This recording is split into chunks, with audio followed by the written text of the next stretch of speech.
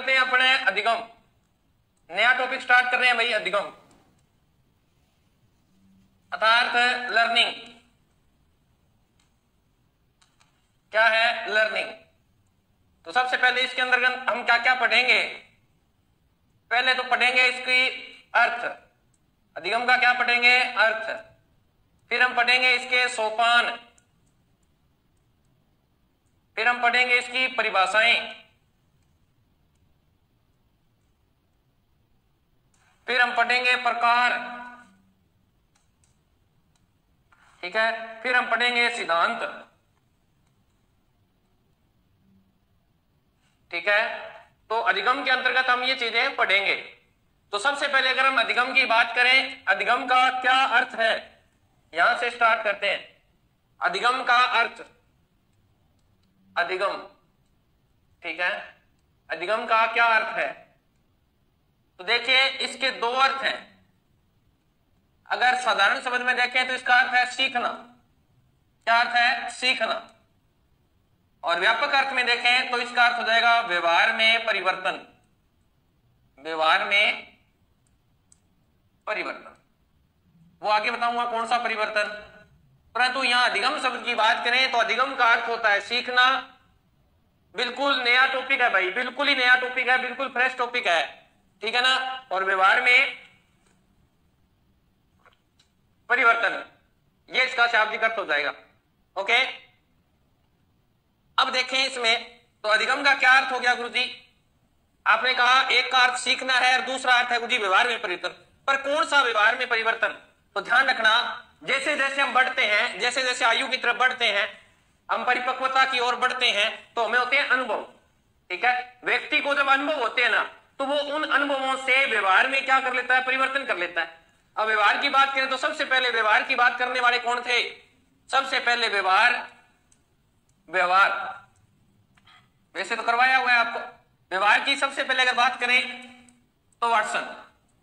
और अगर व्यवहार शब्द की बात करें कि व्यवहार शब्द किसने दिया है, व्यवहार शब्द सबसे पहले दिया है मैकडूगल ने। किसने दिया है? मैकडूगल ने।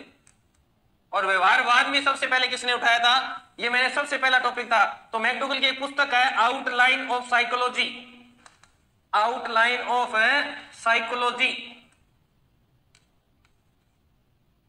उतार लीजिए। 1905 में मैकडूगल ने 1905 में ये शब्द दिया था व्यवहार, ठीक है ना। तो व्यवहार शब्द 2% बन गए। हाँ, विकास पूरा हो गया राधिका। तो व्यवहार के 2% बन गए कि व्यवहार शब्द का सर्वप्रथम जिक्र किसमें किया गया है? तो मैकडूगल ने किया है। कौन सी पुस्तक में? आउटलाइन ऑफ साइकोलॉजी, ठीक है। और कब किया? 1905 में। और व्यवहारवाद की बात सबसे पहले समर्थक कौन है? सबसे बड़े समर्थक तो वाटसन है। इन्होंने कहा था कि मुझे एक नवजात शिशु दे दो, मैं उनके वंश को जाने बिना उन्हें कुछ भी चोर डाकू वकील कुछ भी बना सकता हूं।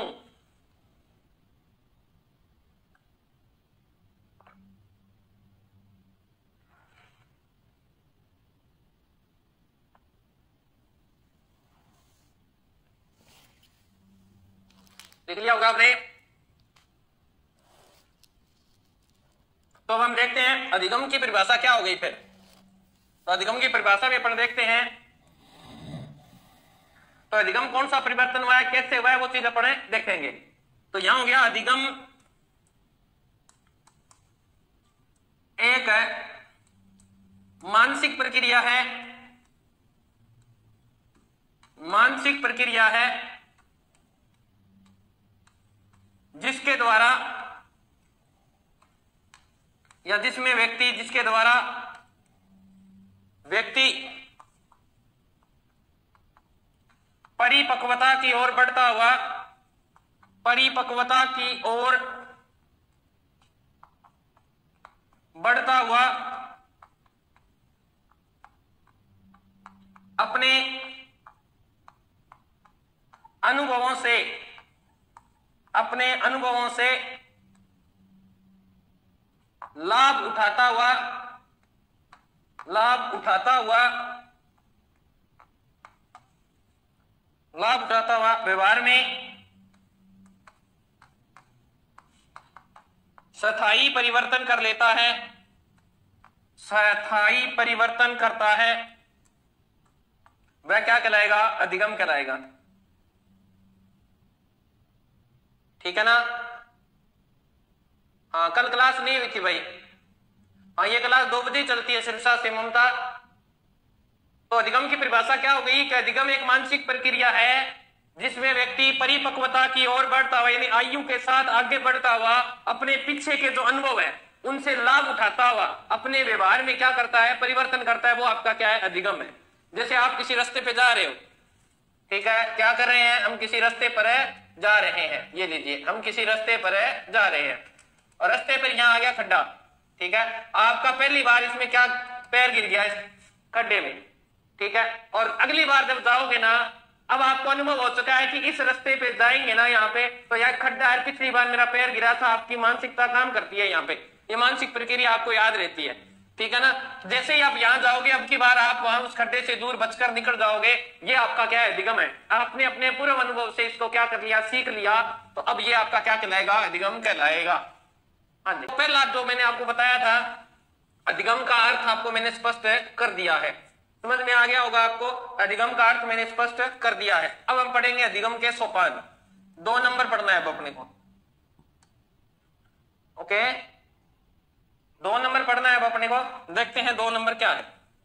यहां लगाना है आपको अधिगम के सोपान, कि अधिगम कैसे होता है। अधिगम के सोपान कह दो, चरण कह दो, कुछ भी कह दो, इनको याद रखना है, ओके। और ऐसे जैसे करा रहा हूं वैसे का वैसे याद रखना है। तो देखिए सबसे पहले ये कर्म है। अधिगम कौन करेगा भाई, अधिगम वही व्यक्ति करेगा जिसको कोई वस्तु की नीड है, नीड का मतलब आवश्यकता है। किसी व्यक्ति को किसी वस्तु की आवश्यकता है तो वो किसी कार्य को सीखता है। अब आप आज कोचिंग सीख रहे हो, आपको नेट नहीं चलाना आता था, परंतु आपको जब आवश्यकता हुई किसकी, किसी वस्तु की जब आवश्यकता हुई यानी आवश्यकता की कमी हुई तो आपने उस कार्य को करना सीख लिया, आपने ऑनलाइन क्लास लगानी सीख ली। ये क्या है आपका, ये अधिगम है आपका, ये क्या है आपका, अधिगम है। तो सबसे पहले अधिगम में जो महत्वपूर्ण भूमिका रहती है वो किसकी रहती है, एम की रहती है। एम का अर्थ क्या है, मोटिवेशन। एम का अर्थ क्या लिखना है, मोटिवेशन। स्पेलिंग में गलती हो सकती है, थोड़ा चेक कर लिया करो, ठीक है ना। क्या है, मोटिवेशन, MATION, मोटिवेशन, ओके। तो सबसे पहले मोटिवेशन यानी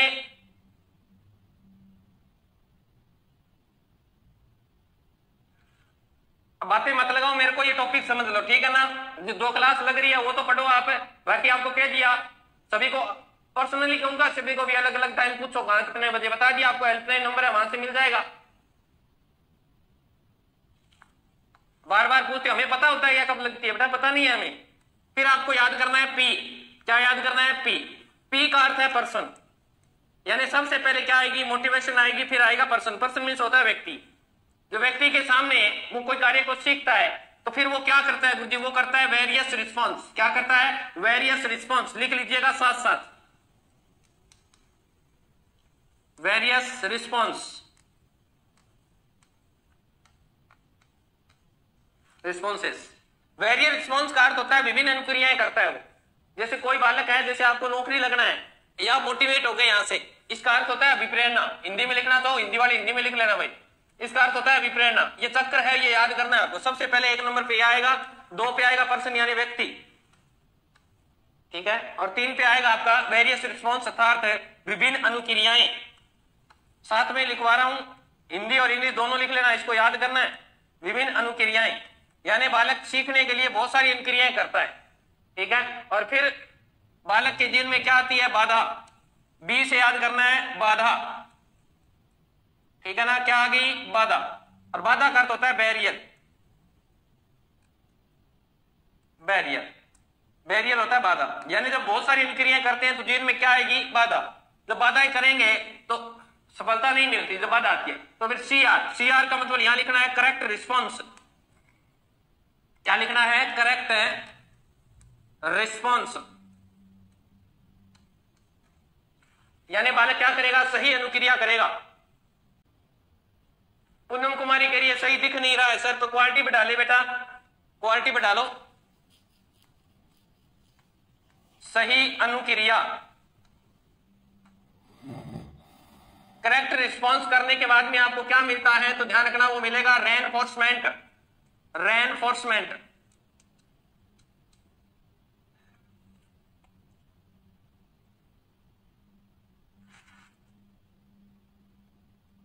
रेनफोर्समेंट, यानी रेनफोर्समेंट को हिंदी में कहते हैं पुनर्बलन। रेनफोर्समेंट लिख लोगे, ये लीजिए पुनर्बलन। और जैसे ही आप पुनर्बलन मिलेगा आपको रेनफोर्स, ये ई है, ई है ये, ठीक है ना। जैसे ही ये मिलेगा तो आपको करना पड़ेगा संगठन। इसकी इंग्लिश में यहां लिख रहा हूं, ऑर्गेनाइजेशन जिसे बोलते हो आप, ORGAN, ठीक है, ये जी है, GANISIPION, इसे हिंदी में बोलते हैं संगठन। मैं शॉर्ट करके दोबारा समझाऊंगा इसको। और उसके बाद में अंतिम होती है गोल। गोल मीन्स होता है लक्ष्य, लक्ष्य।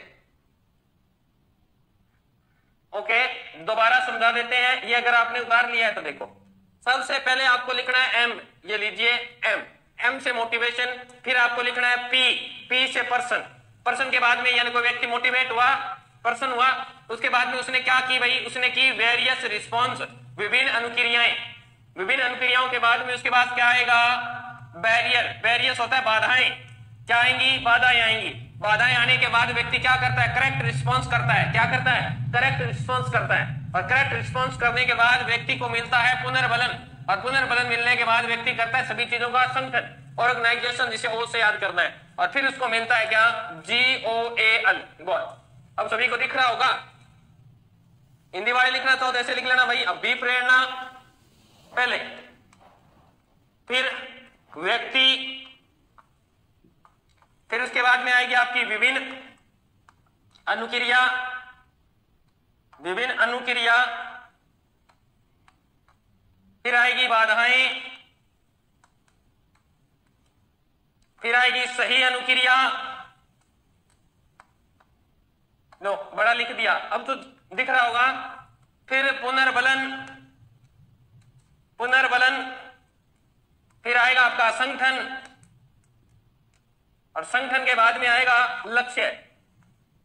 ये लो उतार लो, हो गई ना, लीजिए।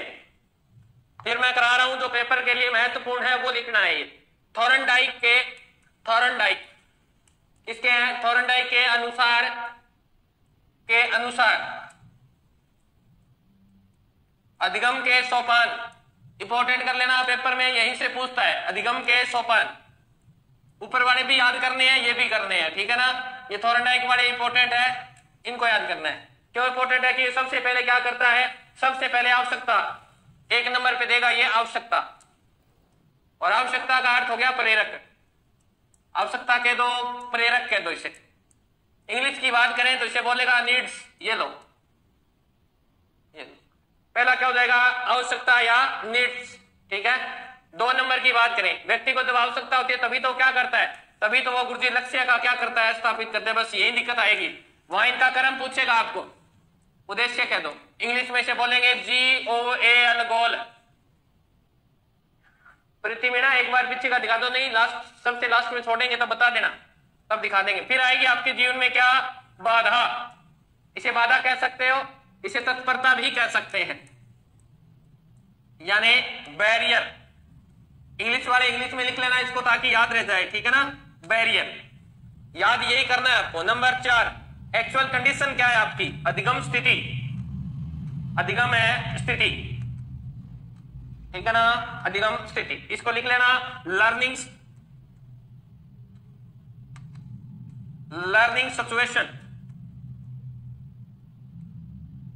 Learning situation.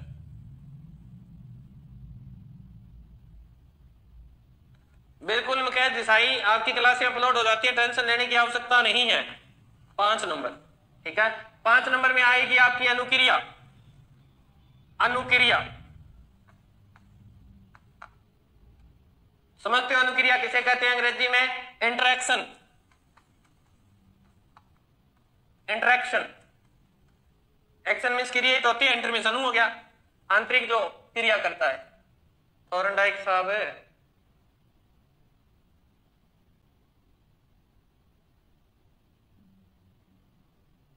छह नंबर सर्दी क्लास लाइव।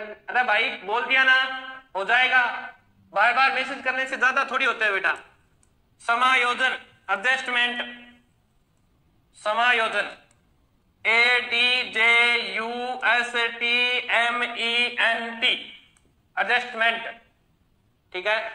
साथ में हो जाएगा व्यवहार में परिवर्तन, समझा दूंगा, पहले ये आपके याद होने चाहिए। व्यवहार में परिवर्तन, इंग्लिश में लिखना है चेंज, CHANGE, चेंज।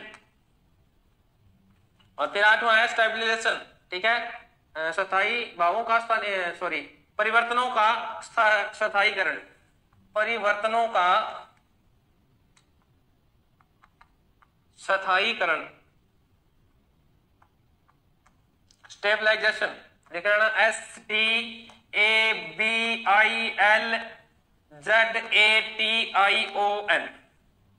लिख लो।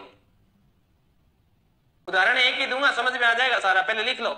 जो चीज करवाई जा रही है ना, पहले लिख लीजिए, आपको उदाहरण के द्वारा समझा दी जाएगी। पहले आपने नोट कर लें, फिर आपको समझा दिया जाएगा। समझा देते हैं, देखो फिर ये आपको समझाया नहीं था क्या? ये आदमी सबसे पहले क्या होता है, मोटिवेट होता है। जैसे आज अभी आपका एग्जाम्पल लेते हैं, आप तैयारी कर रहे हो शिक्षक बनने के लिए, वो आपके लिए क्यों कर रहे हो, आपने किसको देखा, ये आप क्या हो गए, मोटिवेट। मोटिवेट होने के बाद कौन हुआ मोटिवेट? व्यक्ति हुआ। तो 2 नंबर पे ध्यान रखना, व्यक्ति आएगा। 2 नंबर पे कौन आएगा? व्यक्ति आएगा।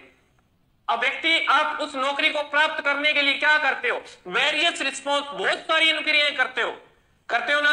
जब आप यानी कोचिंग में जाते हो, ऑनलाइन पढ़ते हो, किताबें पढ़ते हो, किसी के नोट्स मंगवाते हो, खुद नोट्स बनाते हो, ये क्या है?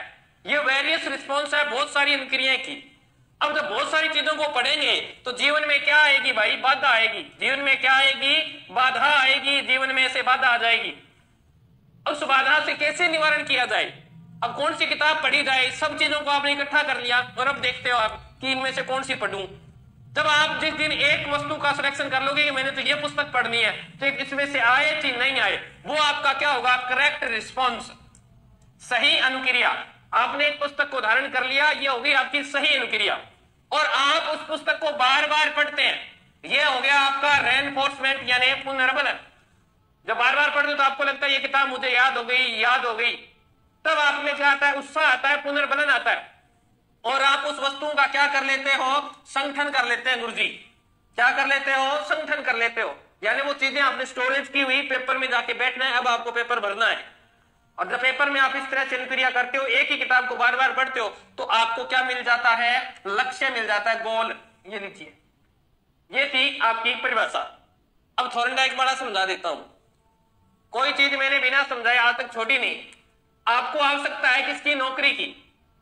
आपको आवश्यकता है ना नौकरी की, तभी तो तैयारी कर रहे हो। सबसे पहले आपको नीड्स है।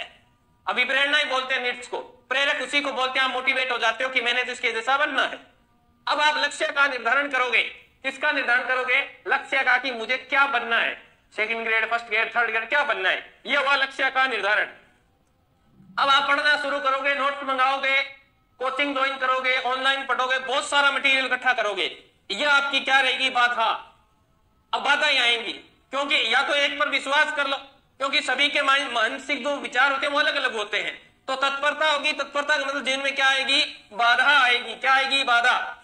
फिर होगा, जैसे ही बाधा आएगी आपको देखना है कि मैंने क्या एक्सपेक्ट करता हूं, मेरी इस चीज में जो मैं सीख रहा हूं अधिगम में क्या स्थिति है। तो जो अधिगम है, लर्निंग स्टेज, वो क्या है आपकी? तो अधिगम स्थिति। फिर देखो अनुक्रिया। अब आपकी अनुक्रिया क्या रहेगी कि मैं इस सब्जेक्ट को किस तरीके से पढ़ूं, मुझे कहां दिक्कत आ रही है, मेरे क्या चीज याद नहीं हो रही है, मुझे क्या पढ़ना चाहिए, क्या छोड़ना चाहिए, ये आपकी क्या होगी? अनुक्रिया होगी। और जैसे ही आप अनुक्रिया कर लोगे, मुझे तो ऐसा लगता है मैं इतना ही पढ़ लेता हूं, इतने में से आ जाएगा, ये है आपका समायोजन। लोगों ने इतना पढ़ रखा है, मैंने इतना पढ़ना है, मुझे ये किताब पढ़नी है, एक ही किताब पढ़नी है, ये करना है, वो करना है, सब एडजस्ट कर रहे हो आप। ये आपका क्या है? समायोजन। और जैसे आप समायोजन करोगे, आपके व्यवहार में आएगा परिवर्तन। परिवर्तन कैसा? जैसे आपने कहा मुझे एक बुक पढ़नी है, आप उस बुक को पढ़ते रहे, लोग दुनिया से कुछ भी कहे, दुनिया बाहर में जाए, आपके व्यवहार में क्या हुआ? परिवर्तन। और पढ़ना भी ऐसे ही चाहिए। ये हो जाएगा आपका व्यवहार में परिवर्तन। और जिस दिन आप पेपर देने जाओगे, वो चीज आपको बार बार जो आपने रिपीट की थी ना, जो पूर्व अनुभव थे, वो आपको अब काम आएंगे। अर्थात आपके व्यवहारों में परिवर्तन क्या हो गए? स्थायीकरण हो गया। जो चीज आपने बार बार रिपीट की थी, अनुभवों को, पूर्व अनुभवों को संग्रहण किया था, वो आपके क्या हो गए? स्थायी हो गए। ये आपका क्या कहलाएगा भाई? ये परिवर्तनों में स्थायीकरण कहलाएगा। ये था किसका? थॉर्नडाइक का। हाँ जी, बताओ भाई, समझ में आ गया होगा अब तो? बता दीजिए बेटा।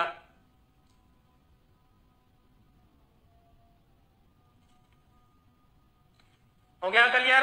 चलिए मैं देखता हूं। देखो, अब तो मैंने करवा दिया, सोपान करवा दिए। अब क्या पढ़नी है? परिभाषाएं। किसने क्या कहा है? अब 3 नंबर बिंदु पढ़ेंगे।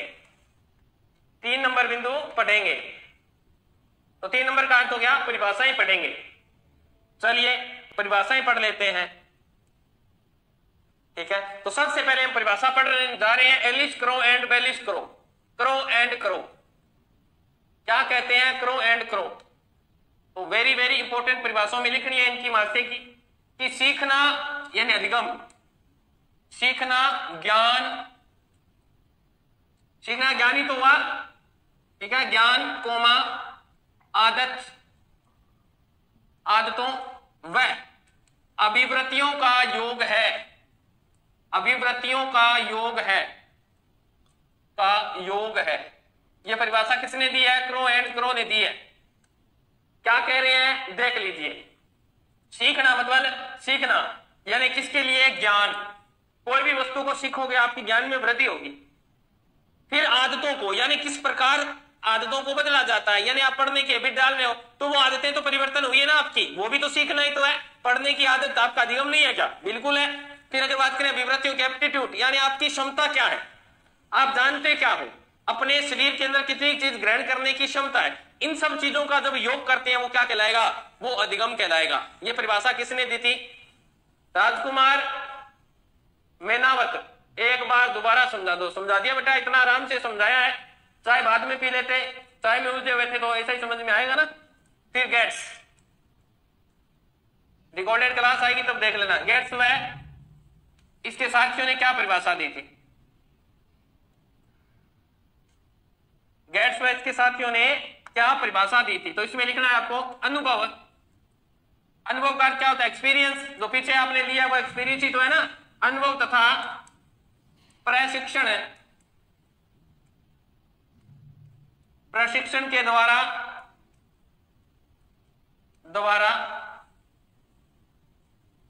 व्यवहार में उन्नयन, ये नया शब्द है, थोड़ा सा इंपॉर्टेंट करके लिखना है। उन्नयन, उन्नयन, उन्नयन का अगर दूसरा अर्थ लिखना चाहो तो लिख लेना परिवर्तन। उन्नयन का दूसरा अर्थ क्या हो जाएगा? परिवर्तन। उन्नयन ही क्या है? उन्नयन ही अधिगम है। उन्नयन ही अधिगम है। समझ में आ गई बात है? इसने कहा कि आपको जो पीछे के एक्सपीरियंस है ना वो, और जो आप सीख रहे हो, टीचर जो ट्रेनिंग होती है आपकी वो प्रशिक्षण होता है। टीचर जो ट्रेनिंग होती है, आपको पहले पढ़ाना आता था क्या? नहीं आता था। आपको जब आपने बीएड या प्री बीएसटी की थी तब आपकी जो टीचर ट्रेनिंग लगी थी वो क्या है? प्रशिक्षण। तो यानी अनुभव तथा प्रशिक्षण के द्वारा व्यवहार में उन्नयन यानी परिवर्तन ही अधिगम है। आपके व्यवहार में परिवर्तन हो गया, वो क्या कहलाएगा? हाँ जी, यहां लिखना है जेपी गिलफोर्ड। नेक्स्ट परिभाषा है जेपी गिलफोर्ड की। व्यवहार के कारण व्यवहार में होने वाला परिवर्तन क्या कहलाएगा? अधिगम। इनकी डेफिनेशन है व्यवहार के कारण, व्यवहार के कारण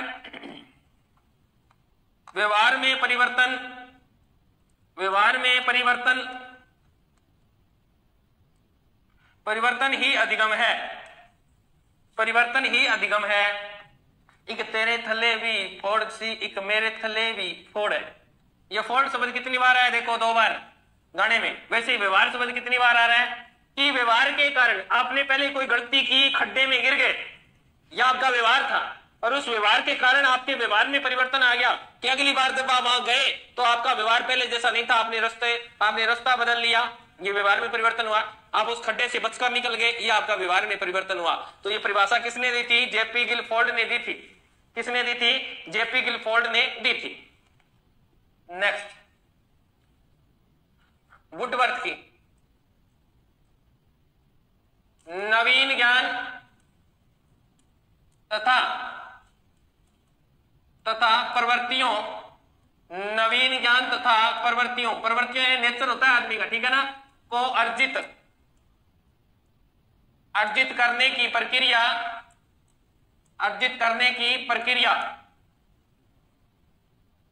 ही अधिगम है,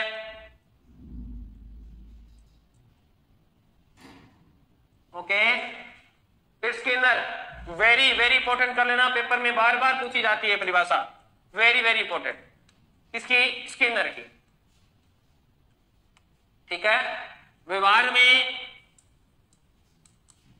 में उत्तरोत्तर अनुकूलन ही अधिगम है, उत्तरोत्तर है अनुकूलन ही अधिगम है। समझ में आ गई बात है? क्या कह रहा है स्किनर है? कहता आपका जो व्यवहार है ना, सीख रहे हो, उसमें इसमें दो शब्द हैं, उत्तर के बाद उत्तर। यानी आप आज आपने जैसे ये दो अक्षर वाला मिलाना सीखा, क्या है मैं, दो वर्ण वाला, कल इसको आपने 3 कर लिया, या आपको उत्तर के बाद उत्तर विभाग नहीं, कल आपने इस अक्षर को बढ़ाकर 4 वाला सिखाया बच्चे को, वर्ण वाला कसरत। ये क्या है आपका? ये अनुकूलन ही क्या है आपका? अधिगम है। समझ में आ गई? स्किनर की परिभाषा इंपॉर्टेंट है। कैसे याद रखें गुरुजी इसको? देखो इसमें क्या शब्द आया है, स्किन में होती है चमड़ी, और चमड़ी सर्दियों में क्या उतरती है? उतरने के बाद फिर उतर जाती है गर्मियों में, तो उतरती है, ऐसे याद कर लो, चमड़ी स्किन उतरती है, याद रह जाएगा। नेक्स्ट परिभाषा है अपने पास थॉर्नडाइक की। किसकी है? थॉर्नडाइक की। 5-7 परिभाषाएं करवाते, बहुत है। उचित है अनुक्रिया, थॉर्नडाइक देखो बहुत बढ़िया बात कहता है, उचित अनुक्रिया का चयन व उत्तेजना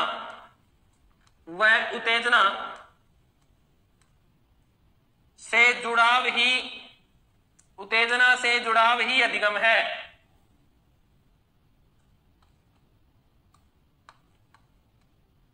यानी आप किसी कार्य को सीख रहे हैं, आप उस कार्य के प्रति सही अनुक्रिया कर रहे हैं, उचित अनुक्रिया। जैसे आप पढ़ रहे हैं और पढ़ने का जो तरीका है वो होता है बैठकर पढ़ना, सही तरीका, उचित अनुक्रिया करके पढ़ रहे हैं। आप टांगे ऊंची करके पढ़ रहे हैं, मुंह इधर है आपका, तो वो कोई पढ़ने का तरीका नहीं है, वो उचित अनुक्रिया नहीं है, तो अधिगम नहीं हो पाएगा। थॉर्नडाइक कहते हैं कि उचित अनुक्रिया का क्या होना चाहिए? चयन होना चाहिए कि आपने क्या पढ़ना है और कैसे पढ़ना है। फिर उत्तेजना से क्या? जुड़ाव ही अधिगम है। जो आपके अंदर मोटिवेट होता है ना, विप्रेरित उत्तेजना, वो उससे आपका जुड़ना बहुत जरूरी है कि मुझे इस लक्ष्य को हासिल करना है, वो आपकी उत्तेजना होगी, ठीक है ना। उससे जुड़ना क्या है? आपका अधिगम है। तो ये परिभाषा किसने दी थी? थॉर्नडाइक ने। ये सब ट्रिक से करवाऊंगा मैं आपको, थोड़ी सी देर रुको, वेट करो, याद करवा दूंगा ट्रिक से सारी की सारी। पहले 1-2 परिभाषाएं और लिख लेते हैं अपन, इंपॉर्टेंट जो परिभाषा है वो लिख लेते हैं। ये परिभाषा पेपर में आने योग्य है, पूछ सकता है। किसकी? स्मिथ। वेरी वेरी इंपॉर्टेंट है, आईएमपी कर लेना, अभी आई नहीं है, आ सकता है, ठीक है ना। तो अधिगम प्रक्रिया में ये 3 चीजें बताता है। अधिगम प्रक्रिया में क्या क्या जरूरी है? अधिगम प्रक्रिया में चालक, ड्राइव, लक्ष्य, गोल,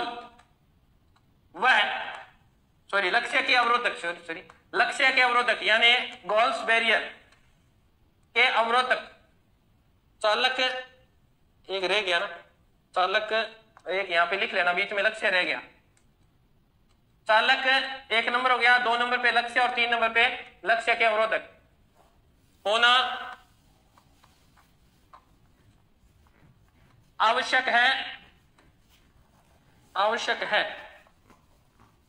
कहता है कोई भी अधिगम प्रक्रिया हो सीखने की, उसमें चालक का अर्थ है मोटिवेट, नीड्स, यानी ड्राइव कौन करेगा आपको? जब तक आप में भूख उत्पन्न नहीं होगी तब तक आप खाना नहीं ढूंढोगे। तो कहता है कि चालकता जरूरी है, उसमें चालक जरूरी है, काम करने के लिए प्रेरित करा। फिर लक्ष्य का स्थापन जरूरी है कि मुझे क्या बनना है और उसके जीवन में क्या आ रही है, बाधा आ रही है। ये तीनों चीजें क्या है? जरूरी है। अगर बाधा के बिना उसे लक्ष्य हासिल मिल गया, उसने सीख लिया, तो अगली बार वो प्रयास करना छोड़ देगा। उसके तीनों तीन जरूरी है। एक तो हो गया